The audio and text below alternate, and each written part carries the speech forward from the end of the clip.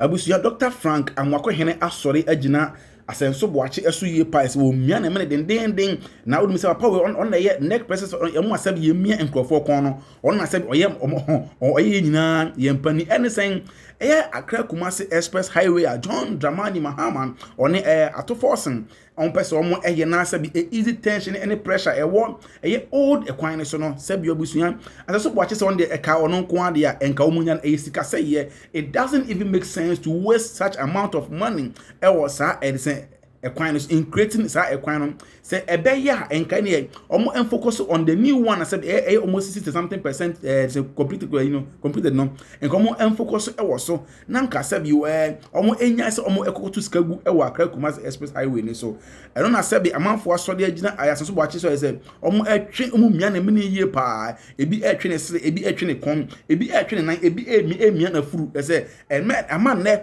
Dr. Frank Amoakohene Asante Regional Minister and so the Babonte said Asenso Boakye any assembly kan onka no enfantum.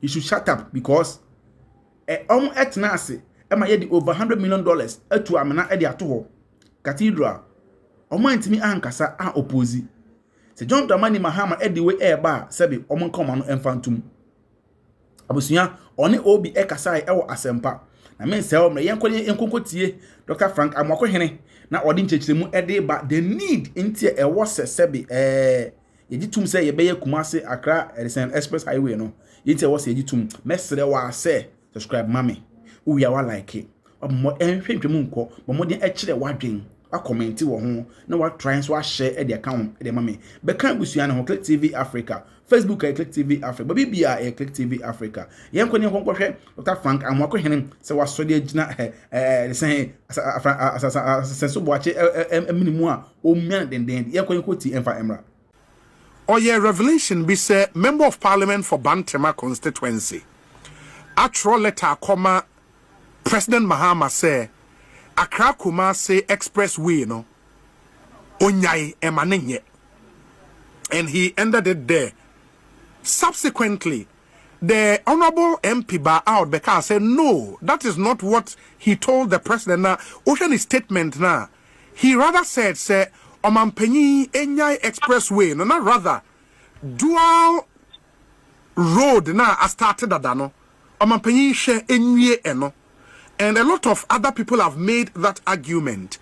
Why do you think, sir, and yes, sound argument personally as regional minister for Ashanti region? Medatiti, say Gabi Asayo Pedako, Eba Kate, Ashanti NPP MPs. Nanka previous government no comba be entertain with the Ashanti region. And I'm about to go here. Emma Mekai say Ashanti MPs Babonti, Eba Kasa Hon say yes, and you're not correct. Gabi can throw no correct. My dear Honorable Asenso Boakye started away, you know. As one mama can say be an Gabi as I'm now can no because we don't know chief for some pakodo. Yeah, as they say nipa or pradia bakotokono. Yeah, bro. And see, in my wildest imagination, no, I don't see Obia. You see a express way at the bar original. Or because I say nipa say Jaisa Dayano, Jaisa Juman no koyad for. When at the phone now can want them know what is ongoing on it already. If you come to come we can I'm not doing saying quite. Yajitum near ye can be because we be cracked here. You listen come on man who come you use one no free region no to kick against it. Because you see, the old Kumasi Accra road, it wasn't deliberately created. Their interest was there. They were just so quite bad never saw me do Kono.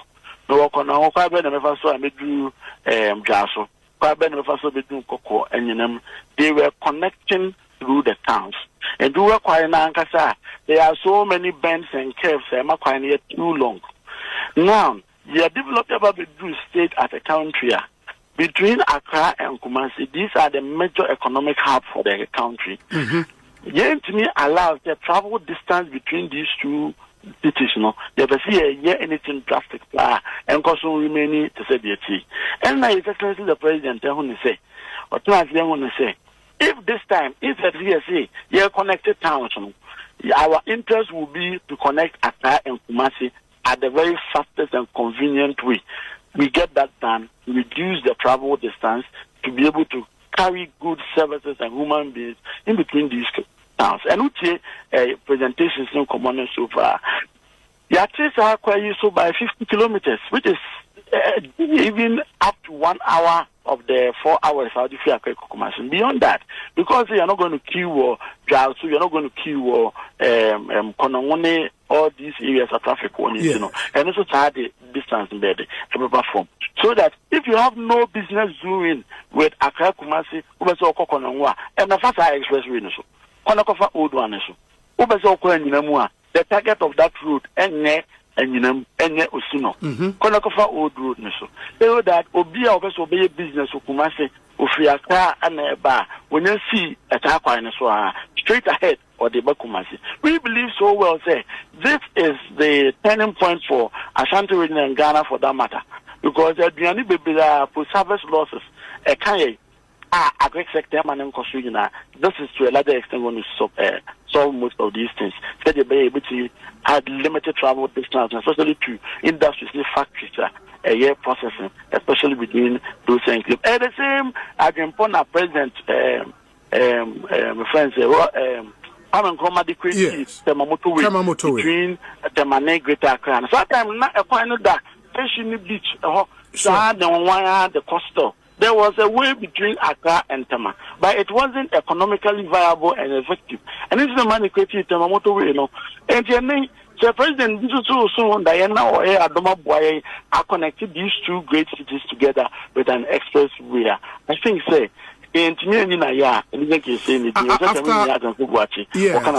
yes, Honorable, after Finance Minister Kasai, Honorable Asenso Boakye posts or said, it is important to correct the finance minister's recent claim that I wrote to the president to stop the Accra-Kumasi Expressway. This assertion is not accurate. My letter to the president is publicly available, and its content speaks for itself. At no point did I advocate for the project to be stopped. Rather, I called for prudence, continuity, and proper planning, principles clearly reflected in Article 35(7) of our Constitution. My concerns were simple and practical. One, or say, how can a start date and completion timeline be announced for a new expressway when the roads minister himself has confirmed that there is no feasibility study, no final design, no cost, and no secured funding? Number two, why abandon an ongoing dualization project that is already 64% physically complete, meets the same objective, and will cost the nation significantly less to finish than initiating an entirely new highway? What was that? These are the gravamen of his issue, Anna. And it makes sense, Anna. That's it. You say, I dance into you come so years and so now no radio say or start Facebook number primary school until I was expected to collecting than Facebook on so now and think the one and kin be a kind of could be who say ampa and some no can afterthought. Okay, and beyond that, budget to move the enemy of parliament and at no point be the finance minister boss to say or abandon Accra Kumasi Highway. So I'd say the water creature monster. And now our two questions now we speak it to it. Beyond that, because of prudence, definitely we are talking about two major projects between expressway and a highway. And if you are speaking about prudence and you have set a question to CMA, what it means is you are speaking against the motion of the expressway and you are speaking in favor of the highway.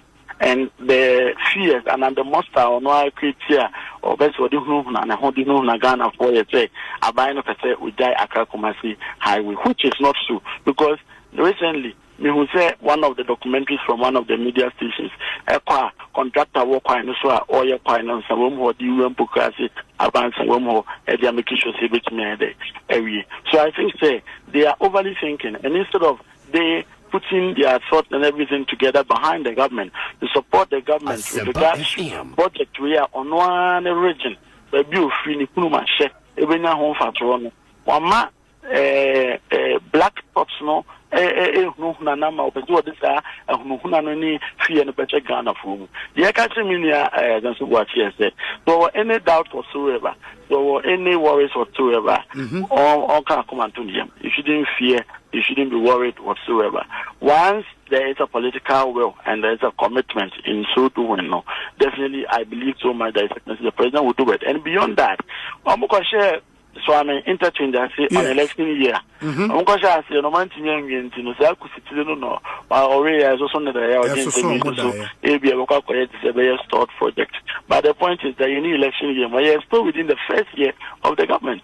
And the government now better now for the next 3 years. So I'm going to say so I'm a Diana and I'm going to come once. Asenso Boakye attitude and any behavior, Bibia actually say. Asema Gabi Ekan SSB Ashanti regional MPs ni ebi oppose say be flyovers Ashanti region no enokore because sabi ekwan ya oka ho asemi from Pokuase ehoni ade nyina ekwan it is ongoing. Sorry abusuya, it is ongoing. Omguso omo sa akwan adwuma en stop e wo ho. Nti sabi se omo ese enamdo ho ense nkwan. In say we koso now ye create different platforms so or ha enye bone before the motorway no said yes the okay no before the motorway no before so omo babaye no enkroma babaye no na sabi temafo alternative ways omo fa so e de ba kra na so omo create different paths e de to ho for ochina binti enye ne hwenkwanhia ekoso akakumase ekwan yiso yi it take almost 5-6 hours and sana odukumase adan it for me maybe I still insist say it doesn't matter the amount I spend it so me I getting it done before 3 years there is no issue now asam sabi Asenso Boakye try so obe justify asam no kan no na so nim the narrative no out there no adi kan akore dada Inti. I'm for China Sreni Abasasa. Abuja Click TV Africa ni. Mestre wa say. Subscribe mami. Ubi awa like wa comment.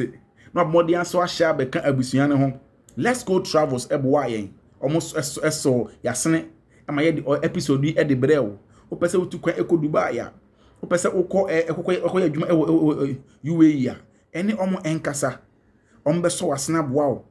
Add the documents na edi amount visa ticket adwuma na wo kwakoye so mbebo asa apadwuma edi amount se wo pese wo kọ na sese bi se wo kwakoye e dey say wo call for vacations bi honeymoon bi a eno mo ni nkomo ombeje visa na amount be book ticket amount se open hotel bookings ombe ni nyina so edi amount and let's go travels any nkomo om number no fire and da ho eno mo nkasa ombe so wasene e de wakọ aba asomdwie mu ye besan hia